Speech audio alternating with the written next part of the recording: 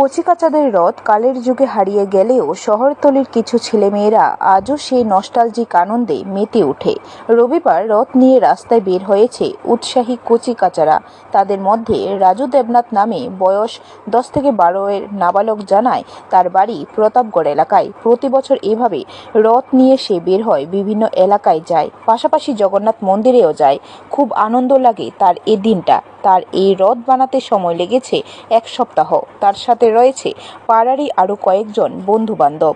প্রত্যেক বছর এই দিনটার দিকে অপেক্ষা করি এবং আমরা এই রথটা বাড়িতে বানাই।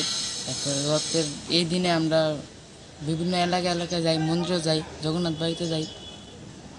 কতদিন ধরে তুমি কত বছর ধরে এই রথ নিয়ে বেরো? 3 বছর। কিরকম লাগে? অনেক আনন্দ লাগে। কতজন বেরো তোমরা? আমরা 3 জন। আজকে কোথায় কোথায় গেলে? আজকে ওই কালীবাড়িতে গেলাম, রামটোর আশ্রমে গেলাম, ওখানে আবার এখানে আলাম, আবার জগন্নাথ বাড়িতে যাব। তোমার নামটা? রাজীব বিশ্বাস। কোন জায়গা বাড়ি? প্রতাপগড়। ব্যুরো রিপোর্ট, খবর ত্রিপুরা।